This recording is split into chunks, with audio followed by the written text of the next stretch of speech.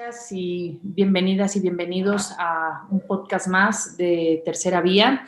En esta ocasión, pues vamos a tocar un tema muy importante, creo que para todas las mujeres y para todas las personas que han seguido de cerca el movimiento feminista en nuestro país. Y bueno, pues lo vamos a desarrollar y vamos a retomar un poco también de lo que sucedió el pasado 8 de marzo. El título es El movimiento feminista en México, ¿qué sigue después de cada 8M? Porque creo que hay que hacer esa reflexión y ese seguimiento siempre, ¿no? Deberíamos hacerlo todos los días, pero mucho más cuando tenemos movimientos tan poderosos como el pasado 8 de marzo. Para eso voy a presentar a quienes nos hacen el favor de participar, que de verdad les agradezco muchísimo. Es Catalina Pérez Correa, ella es profesora del CIDE, maestra y doctora en Derecho por la Escuela de Derecho de la Universidad de Stanford en California. Estudia temas como la procuración de justicia en México, el funcionamiento del sistema de justicia penal, la política de drogas en América Latina, la observancia de normas sociales y legales y el castigo penal y sus efectos. Muchas gracias, Catalina, por aceptar esta invitación.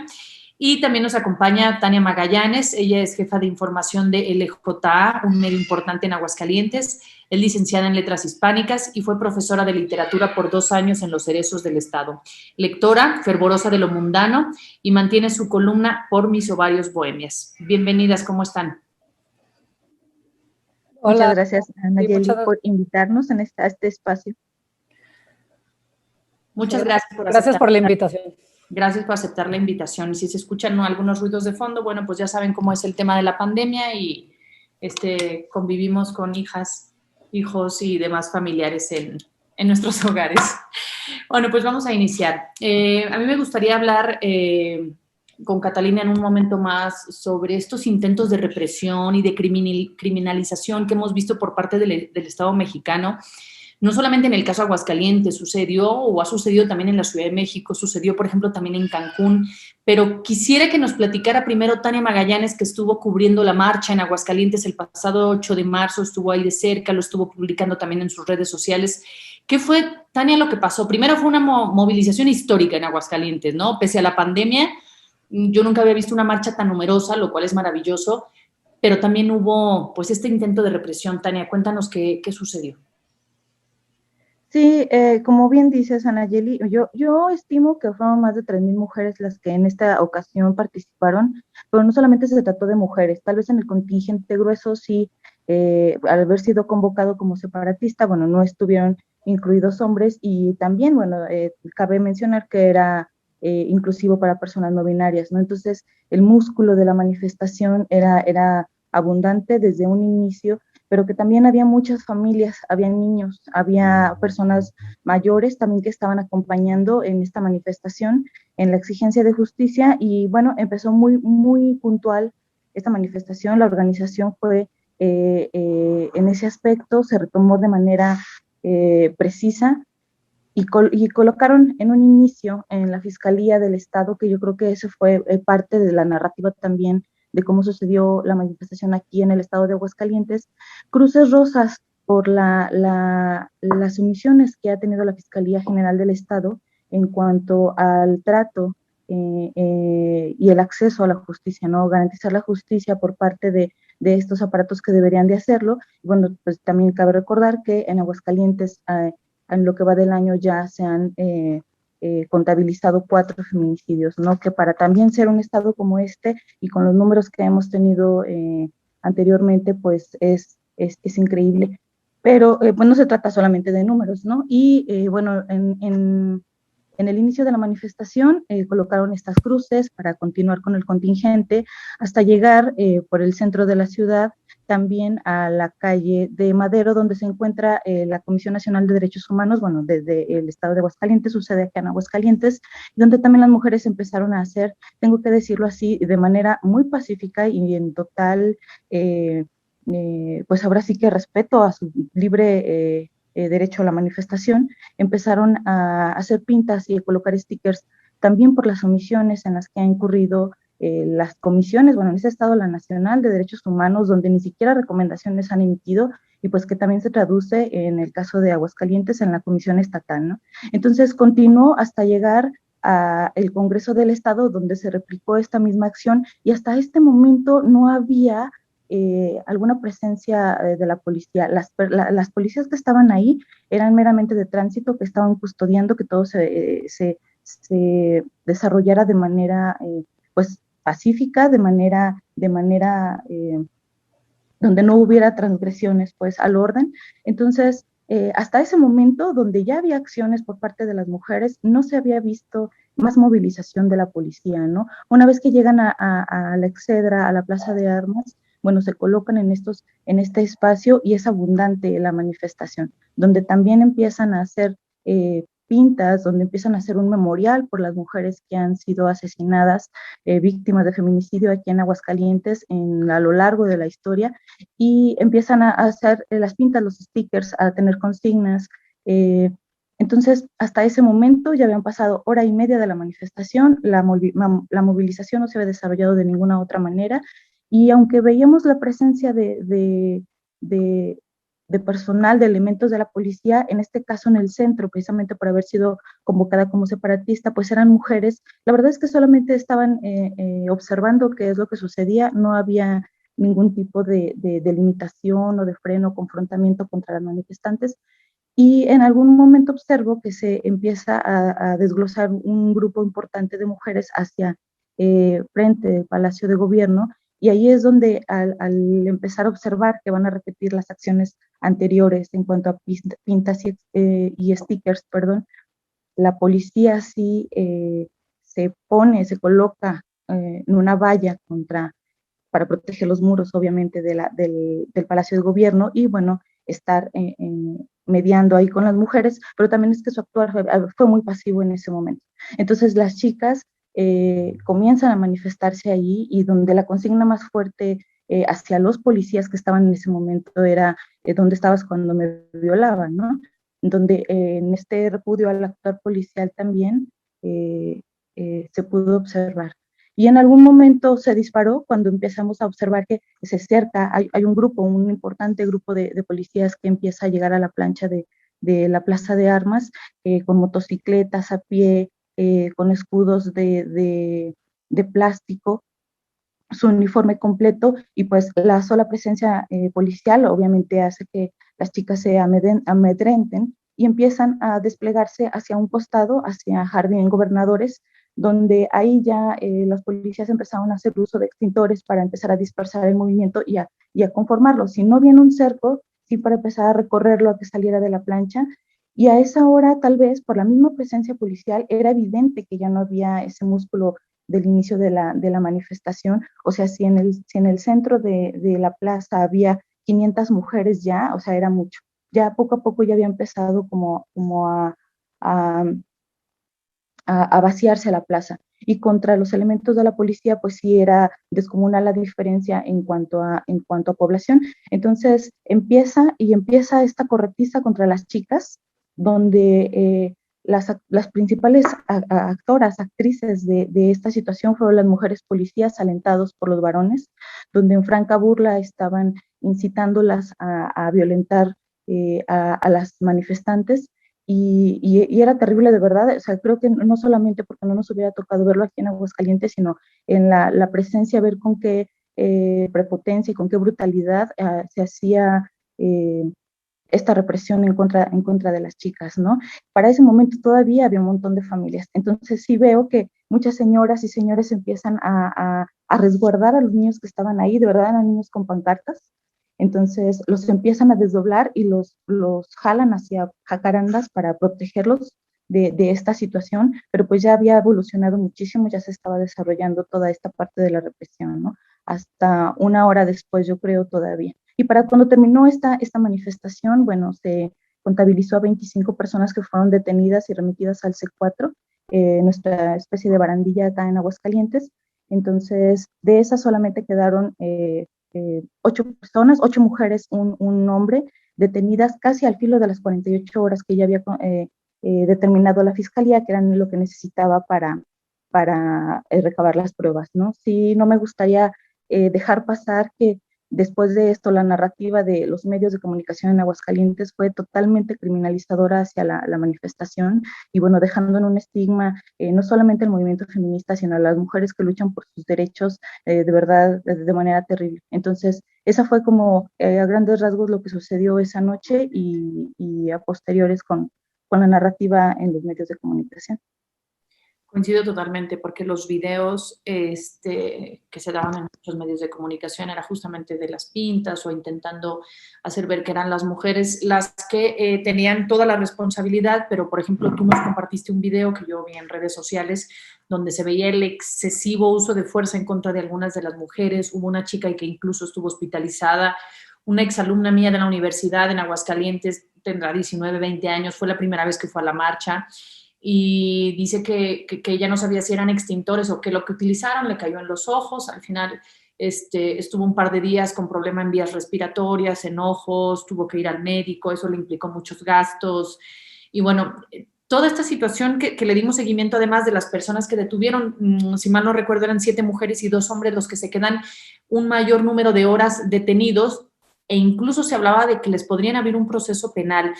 Y yo quisiera preguntarte, Catalina, qué es lo que pasa en México con esta represión e intento de criminalización en contra de las mujeres? Decía hace un rato, sucedió en Cancún el año pasado, ha sucedido en la Ciudad de México en ocasiones anteriores, incluido el tema de la valla, del cierre de los accesos al Zócalo, del uso precisamente de estos extintores, de los gases, de los que si eran o no francotiradores los que estaban en Palacio Nacional. Todo esto que nos está narrando Tania es ¿Es que tiene miedo el Estado al movimiento feminista? ¿Es que es un reflejo del sistema patriarcal? ¿O es esta tendencia hacia lo punitivo? ¿Qué consideras tú que es lo que pasa? Que hoy se ve, cuando crece el movimiento feminista, más represión y hasta amenazas con llevar a cárcel a mujeres. Creo que ahí hay una combinación de todo lo que estás mencionando. También entiendo que en Puebla se amenazó a las personas que estaban convocando a la marcha con delitos especiales ahí. Pero bueno, a ver, yo lo que veo son distintas cosas. Una tiene que ver con qué es lo que hace el Estado ante la marcha. Y ahí yo también estuve aquí en Aguascalientes. Estuve con varias amigas y estuvimos caminando las calles del centro desde antes que pasara la marcha, y sí fue muy impresionante cómo a partir de las 5:30 empezó a llenarse de policías las calles. O sea, mientras estaban congregando las personas en la fiscalía, ya en las calles había, en las calles del centro, no nada más sobre las calles que iban a marchar, había 4 o 5 policías por esquina, sino en las calles aledañas ya había carros de policías. Entonces, una de las cosas también al lado y en la parte de atrás del edificio del municipio y del Palacio de Gobierno había ya policías esperando órdenes, que además eran policías con entrenamiento militar. Yo estuve ahí un rato parada viéndolos, se saludaban con saludos de entrenamiento militar. Entonces, una de las cosas también tiene que ver es qué hace el Estado para prepararse frente a este tipo de manifestaciones, ¿no? Entonces, cuando llevas a 500 policías o 400 policías, no sé cuántos policías hubo en Aguascalientes, pero en la Ciudad de México, que era un número gigantesco de policías, por ejemplo, es bien difícil pensar que el resultado va a ser distinto al que vimos, ¿no? Y entonces, ahí hay una pregunta de qué es lo que está buscando el Estado al mandar a todo este contingente de policías. Yo también, por ejemplo, estuve ahí en la plaza, pero estaba yo no con las manifestantes, sino estaba viendo como la parte de atrás, cuando llegaron todos los motociclistas, y claramente lanzaron los motociclistas para poder cercar con motocicletas a las manifestantes y avanzarlas hacia donde estaban los otros policías, ¿no? Todo esto lo que está haciendo es el uso de la fuerza más extremo que puede tener el Estado, ¿no? De estar mandando policías que están armados con palos, policías que vienen con indicaciones de mover a las manifestantes o detener a las manifestantes. Si hace eso el Estado, si toma esas decisiones, los resultados difícilmente van a ser los que vimos, ¿no? Entonces, a eso iban. ¿Por qué hacen eso? Bueno, y ahí creo que tú diste distintas respuestas, ¿no? Hay mucho temor hacia las manifestaciones en general, pero entonces la pregunta es, ¿cuál es el temor? Si es el temor a que la gente proteste como tal, a que se dañen los bienes. Fue bien interesante ir en la marcha también, porque las mujeres en lo general no iban dañando ninguna propiedad. Había gente que estaba pegando estampas, había gente que estaba cubriendo los nombres de las calles para poner nombres de mujeres en todas las calles del centro de Aguascalientes, que el 99% tienen nombres de varones, y entonces ahí había también una parte de cambiar los nombres hacia nombres de mujeres, pero no se estaban dañando las propiedades de los comerciantes de ahí. Hubo una manifestación o pintas y se pegaron estampas frente a las oficinas de la Comisión Nacional de Derechos Humanos, y luego también ya en la plaza frente al Palacio de Gobierno. Entonces era muy dirigido, la gente además iba cuidando distancia, todo el mundo traía tapabocas, la gente iba cantando, o sea, no era para nada un evento en el cual decías, híjole, aquí hay pura gente que está tratando de vandalizar la ciudad. Ahora también está esta otra parte, que es cómo esperan que sean las reacciones de las manifestantes ante la situación que estamos viviendo las mujeres en el país, ¿no? Que ese es el otro tema. Entonces tenemos una situación de las cosas en el cual las mujeres mueren todos los días en México, 10, 11 mujeres ya en promedio mueren diariamente en México asesinadas. Hay millones de mujeres que somos acosadas cuando salimos a la calle, hay violencia en el trabajo, hay violencia en los hogares, hay desigualdad en el salario, a las mujeres nos pagan menos por el mismo trabajo que se le paga a los hombres, tenemos menos acceso a los derechos que se les tiene a los hombres, y entonces el Estado de todas formas pide que nosotros nos comportemos conforme a derecho, cuando justamente lo que se está manifestando y protestando es que el Estado está incumpliendo con sus obligaciones legales de protegernos y de garantizar la igualdad entre mujeres y hombres. Y era lo que tú narras de Aguascalientes y de Puebla, me vino también a la mente, por todo lo que nos expones de cómo esperaban que reaccionáramos las mujeres, me viene a la mente estas imágenes del encapsulamiento de mujeres afuera del metro en la Ciudad de México, donde eran 2 mujeres abrazadas, no sé, con 50 policías que las estaban encapsulando y decían que era justamente para prevenir la violencia o para evitar la violencia, cuando tú bien lo mencionas, Catalina, es el excesivo uso de la fuerza o el máximo uso de la fuerza por parte del Estado, y además las ofensas, los insultos de los policías. Yo quisiera preguntarte, Tania, después de esta situación, como señalaba también Catalina, ¿a qué le tienen miedo? ¿Al movimiento? ¿A que dañen? ¿O a qué le tienen miedo? ¿Qué te dicen a ti las mujeres sobre si después de los hechos en Aguascalientes se va a minar el movimiento feminista, va a tomar más fuerza? O sea, nos asusta esto que pasa en las manifestaciones más que la realidad que también ya describía Catalina de violencia que vivimos cada día. O sea, ¿qué te dice a ti la gente con la que estás en contacto, las mujeres? Yo sí creo que una parte importante es que obviamente esto hace que sea visible, no solamente por la represión policial, sino que las mujeres obviamente se van dando cuenta y que lo vemos, ¿no? No solamente en redes sociales, es más fácil encontrar a mujeres que empiezan a compartir este tipo de sentimientos ante la injusticia que diariamente se vive por ser mujer. Entonces, sí creo que esto ayuda a que sea como un caldo de cultivo propicio para que empiece a florecer también, ¿no? A que más mujeres estén involucradas no solamente en el movimiento feminista, sino en el acceso, en la búsqueda incansable de derechos humanos. Yo sí creo que, como siempre, bueno, parte del sistema patriarcal es que no está permitido que nos quejemos, ¿no? Entonces, si una forma de quejarnos, de exigir justicia es la manifestación, pues obviamente no les va a gustar. Nada más que me quedo pensando en esto que comenta Catalina, y yo creo que sí tiene mucho que ver esta intromisión pues de la Guardia Nacional, al menos ahora aquí en Aguascalientes.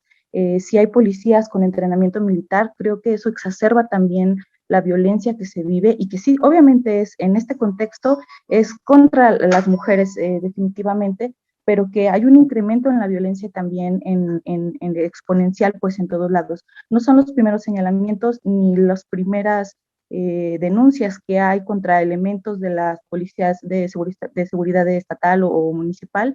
Entonces, pues, cómo olvidar que apenas hace unos días también el Instituto Municipal de las Mujeres de Aguascalientes acaba de decir que ha capacitado a elementos de la Guardia Nacional en cursos con perspectiva de género, ¿no? Entonces sí hay una militarización de la seguridad pública, también tiene que ver, me parece, porque no es que al final se esté trabajando en un bienestar para las mujeres o para erradicar la violencia, sino que al contrario esto lo potencia, ¿no? Y en el caso de la manifestación, yo sí creo que abona precisamente a poder compartir un mensaje que va más allá de redes sociales, que es a lo mejor lo que se ve y ahora en tiempos pandémicos, pues es lo que está muy, muy en el foco, ¿no? Pero que en el contacto directo sí creo que hay mujeres donde ya empiezan a hablarlo en el centro de sus familias, con sus amigas, y lo veo porque si convivo con mujeres que son de otra generación, a lo mejor en un inicio no estaban tan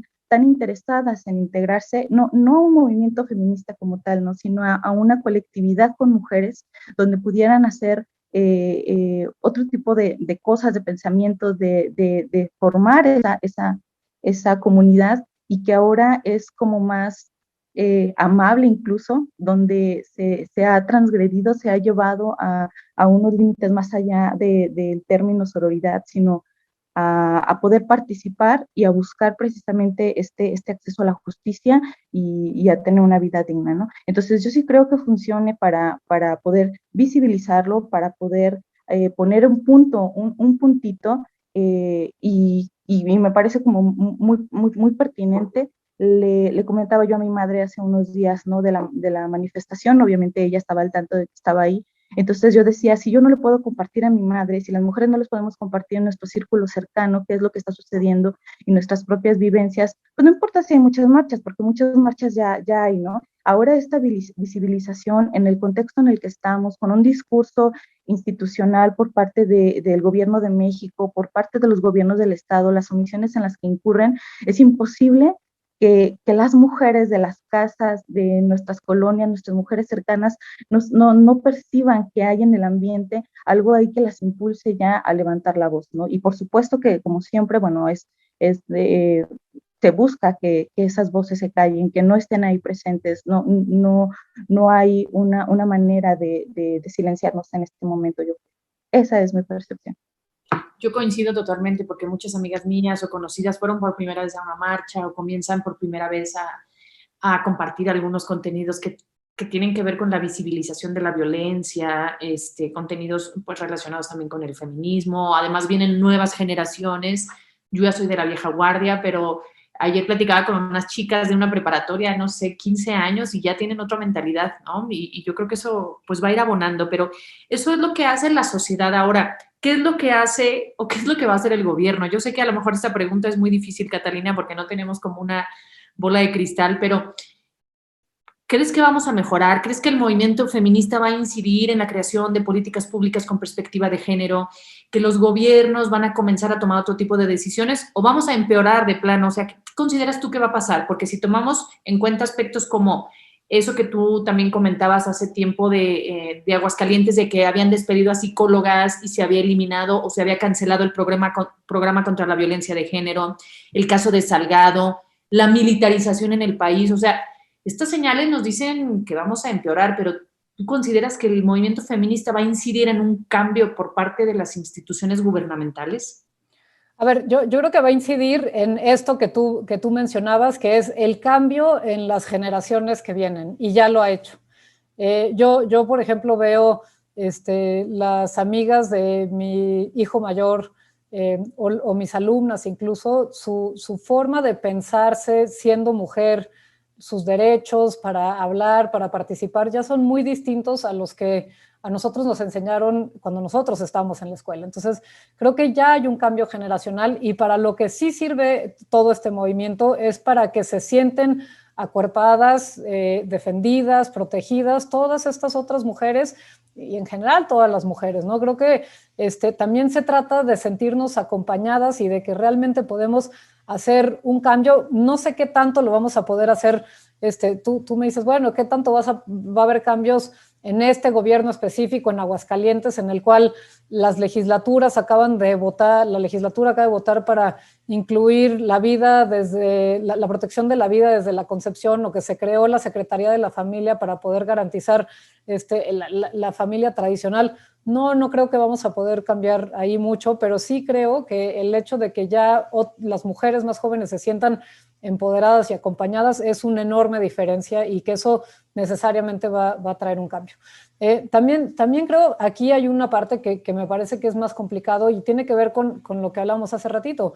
La relación que tenemos con la autoridad pasa necesariamente por esto que vimos en la marcha, ¿no? O sea, las policías, y esto que contaba Tania ahora, las policías están ahí para proteger la valla de Palacio Nacional, la puerta del Palacio de Gobierno aquí, pero no están a la hora de que nos acosan en las calles, a la hora de las violaciones o de que necesitamos ayuda. Y entonces creo que ahí también hay una parte que es fundamental. La relación que se construye aquí con la autoridad es una relación de ruptura, no es una relación de construcción de legitimidad. Sería bien distinto que la participación de la autoridad en la marcha fuera ¿cómo les ayudo? Voy a poner chalecos para ver que esta es la autoridad, no chalecos de policía que tiene todo el rasgo del uso de la fuerza pública, sino de protección civil, por ejemplo, ¿no? Y entonces, para ayudar a las manifestantes que necesiten, para guiar a las personas que vayan a los lugares a los que tienen que ir. Vamos, desde ahí se tiene que construir una relación distinta entre las mujeres y la autoridad, y que claramente aquí lo que hay es un fracaso absoluto, porque la relación entre las personas que nos estamos manifestando y que estamos mostrando una insatisfacción en la forma en la que se ejerce la autoridad, con esta autoridad es justamente de ruptura y de, pues no, tu vida no me importa, lo que me importa es que no vayas a destruir la puerta o la pared, o lo que sea, ¿no? Y entonces creo que ahí hay muchas oportunidades perdidas que en el futuro sí podrían cambiarse, y que este cambio del que estás hablando, los cambios institucionales, pasan y empiezan por la relación que tenemos con él o la policía de a pie. Pero es difícil, no sé, me imagino que esta relación de ruptura, por ejemplo, a nivel con el gobierno federal, no ha sido provocado por los movimientos feministas, sino provocado en muchas ocasiones por las propias declaraciones o acciones del presidente. Le ha dicho que ha estado abierto al diálogo, pero luego manda todas estas señales contrarias y no sé si alcanzará el hecho de que haya algunas mujeres feministas dentro de lo que le llaman la cuarta transformación para sanar o para reconducir esa relación con el gobierno federal. No sé qué opinas tú, Catalina. No, a ver, ahí yo creo que los cambios se van a hacer en los márgenes. O sea, los cambios que se pueden hacer son realmente marginales, y hay cosas que sí hay que reconocer que son positivas. Por ejemplo, el hecho de que se haya incluido una legislación para el trabajo doméstico en este país, que era algo increíble que no existiera, es sin duda un cambio. Aquí las mujeres son quienes se dedican al trabajo doméstico en este país, y hasta hace un año había un régimen excepcional de derechos disminuidos para las trabajadoras domésticas. Hoy no. Y entonces me parece que esos cambios sí son importantes, pero la ruptura yo no creo que va a venir dentro del sistema de partidos que estamos viendo, que ya sea PRI, PAN, Morena, PRD, siguen poniendo a candidatos que son misóginos, que son acosadores, que están acusados de delitos sexuales. Vamos, no creo que el cambio vaya a venir por ahí. Creo que la ruptura sí tiene que ser mucho más fuerte, y que quizás a través del movimiento de las mujeres o los movimientos feministas, porque también hay que reconocer que son muchos movimientos feministas, y eso es algo que está muy bien de la marcha. Cuando nosotros vemos quiénes están marchando el 8 de marzo, no es un feminismo, son muchos feminismos distintos, y cada uno está representando por grupos distintos, y lo que tiene de fortaleza estos movimientos es que se unen en una sola causa, que es la igualdad de los derechos de las mujeres, que además son muchas mujeres distintas. Pero bueno, ahí también hay que reconocer, hay mujeres como yo que dentro de las desigualdades de género tengo mucho más privilegios que una mujer indígena que vive en el sur de México, y que pues todas esas diferencias también existen, y hay mucha más opresión en las mujeres indígenas de este país que para mí, ¿no? Pero lo que me parece que es increíble de este movimiento es justamente que puede conjuntar o que puede unir a esas distintas voces para una causa común. Tienes todas las razones, esta pluralidad de los movimientos feministas, que a veces como que lo decimos en singular, pero ahí por supuesto que caben todas las visiones y todas las mujeres. Yo lo que no sé si cabe, evidentemente que no es este oportunismo electoral que se cuelga un poco del movimiento feminista. Habrá seguramente algunas mujeres y hombres que lo hagan que a lo mejor nunca se hayan puesto la camiseta del feminismo y ahora lo hagan porque se han convencido, pero muchas y muchos lo hacen solamente por oportunismo electoral y eso pues es lo que duele, pero no por eso vamos a minimizar a los movimientos feministas, como se ha hecho por parte del gobierno federal en ocasiones. Y finalmente, Tania, ya para terminar, ¿qué sigue? Hablábamos ahora de los partidos políticos, del oportunismo electoral, o sea, ¿qué sigue? ¿Seguirnos movilizando dentro de estos movimientos feministas? Pensar muy bien por quién vamos a votar en las próximas elecciones. ¿Qué sigue para que podamos mejorar en este tema de igualdad de género, según tu opinión? Yo creo que precisamente en esta temporada electoral, hablando de un oportunismo político, bueno, el discurso que va a permear es precisamente no solamente de la paridad de género o la violencia política de género, sino el discurso muy apegado a lo que para ellos podría ser un feminismo, ¿no? Entonces, yo sí creo que como no surge desde ahí los cambios, creo que hay que estar como muy al pendiente, pero pues también hacer, ¿no? O sea, me queda muy claro que el poder de la manifestación, la movilización de las mujeres ha sido importante a lo largo de todo el país, que lo hemos visto desde el año pasado y que la pandemia no lo minimizó, no lo vino a desaparecer, sino que al contrario vino a dar cauce para enfocarlo en el sistema de cuidados, que es un tema muy importante a partir de la pandemia, la causa del aborto, ¿no? Y que más allá de temas, o que si es monotemático con esto del aborto, o cómo posicionarte en cada uno de los aspectos, sí creo que hay como una incidencia de impulsar una estrategia, un tema que debe ser replicado en esos círculos pequeños, ¿no?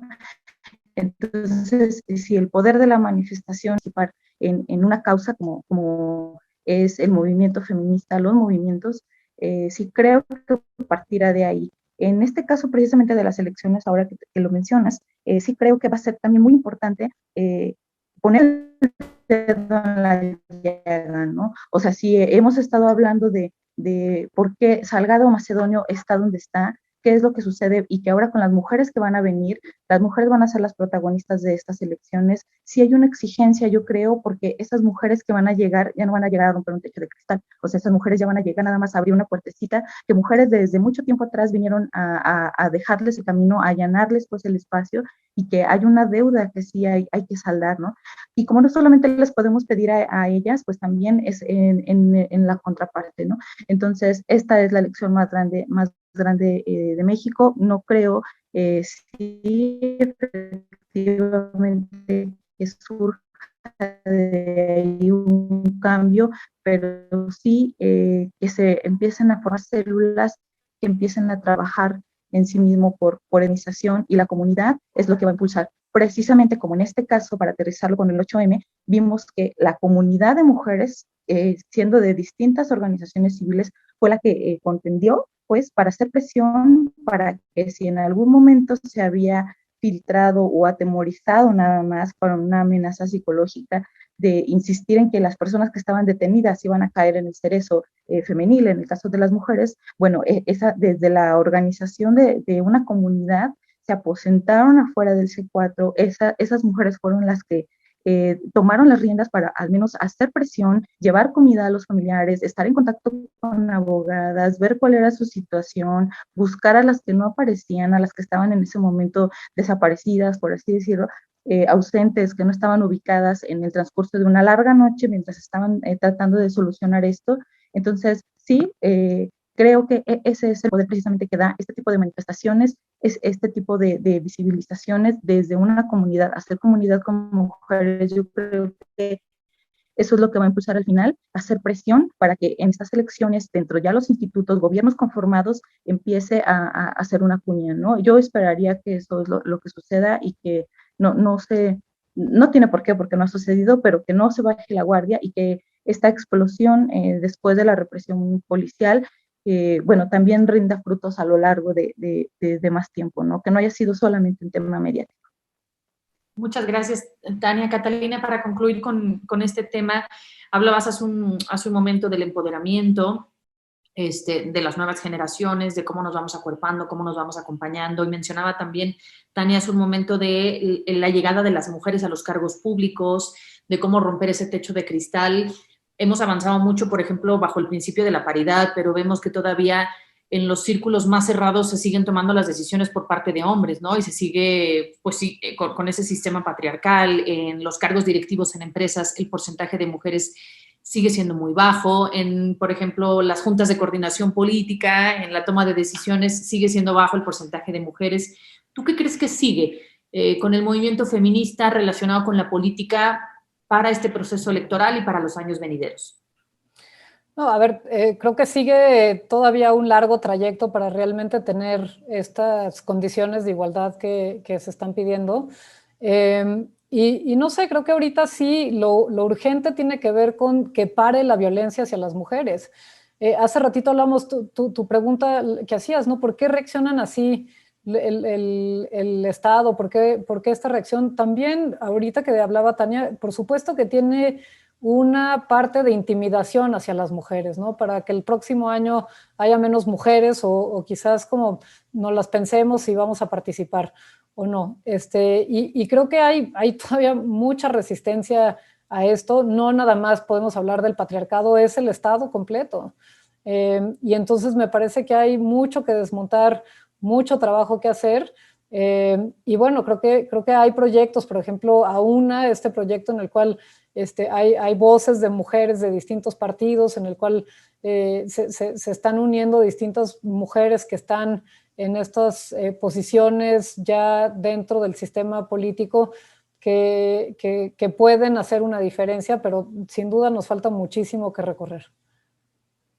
Pues sí, entonces tendremos que seguir en la lucha y confiando pues en este cambio de chip, de mentalidad de las nuevas generaciones, más mujeres en los cargos, pero evidentemente pues que también se comprometan con la agenda de igualdad de género, ¿no? Porque hemos visto cómo reacciona en muchas ocasiones, como ya mencionabas, el Estado y el sistema patriarcal, este asunto de represión o de que algunas mujeres llegan a los cargos públicos y están impulsando algunas agendas que son pues violatorias de derechos humanos, ¿no? Pero aún así yo creo que cada mujer que vaya arrebatando esos espacios a los hombres, pues ya es un gran avance.